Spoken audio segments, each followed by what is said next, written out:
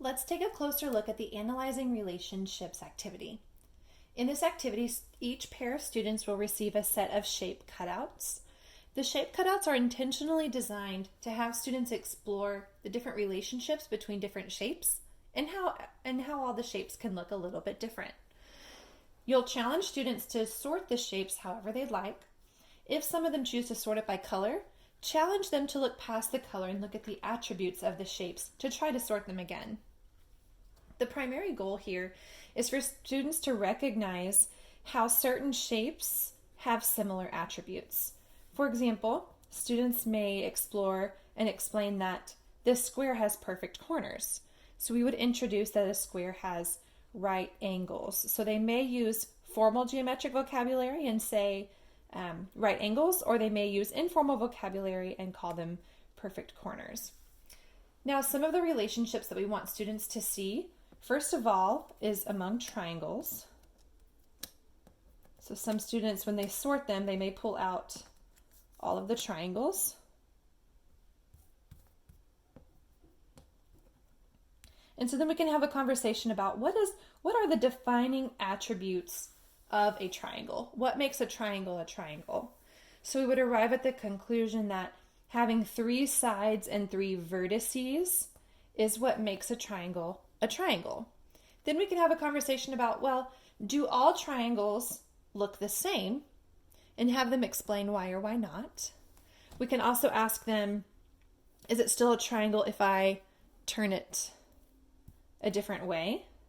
Is this still a triangle? For the younger students, they need to understand that even if a triangle is oriented a different way, or any shape, even if it's oriented a different way than they're used to seeing, it's still a triangle because it has those defining attributes.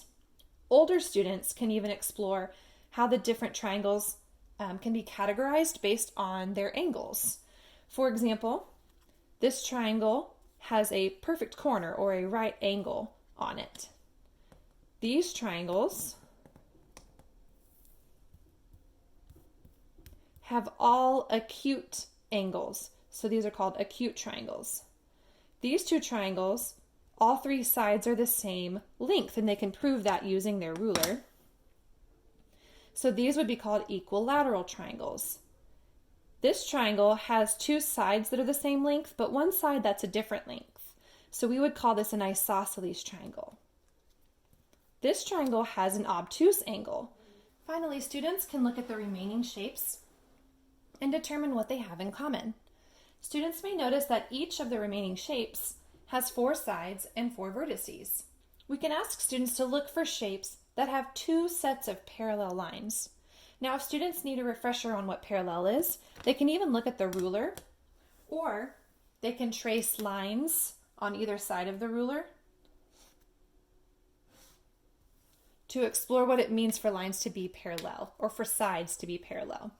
So students can explore what that term means in the sense that you have 2 lines that are always the same distance apart. But we want them to look for the shapes that have 2 sets of parallel sides. So we see a set here and here. This one has 2.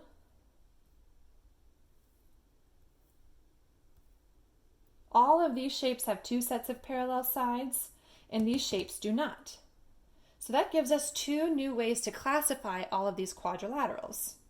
So the quadrilaterals up here can be considered parallelograms because they have 2 sets of parallel sides.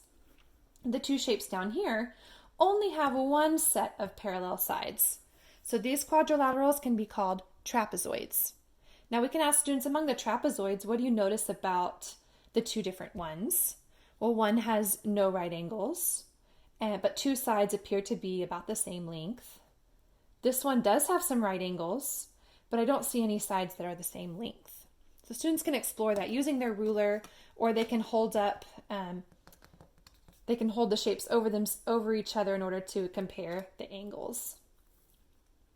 Okay, so to continue classifying the remaining shapes, we now have a couple of different ways that we can describe these shapes. We know they're quadrilaterals because they have 4 sides and 4 vertices.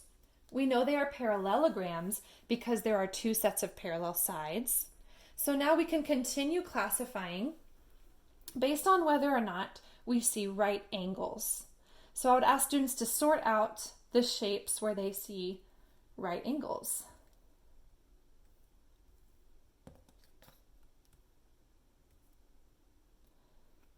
So then what we want to do is we want to give students a moment to explore the shapes that have right angles, primarily because students may not realize that having two sets of parallel sides and then having four right angles classifies these as rectangles. Now, some students may argue that this is not a rectangle, that it's a square.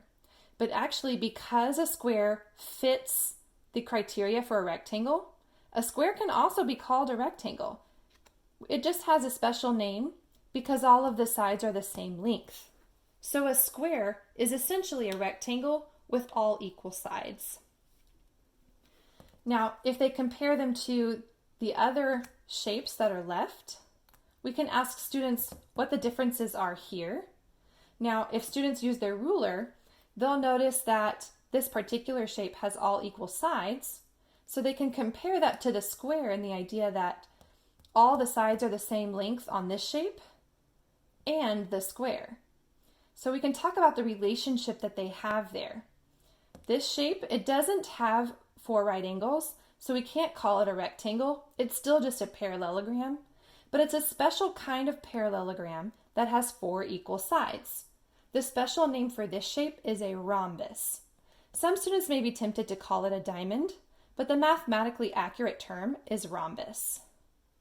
Now, another relationship we can discover about the square is that the square is a parallelogram and it has four equal sides.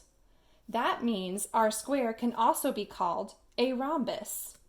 It's simply a rhombus that also has four right angles.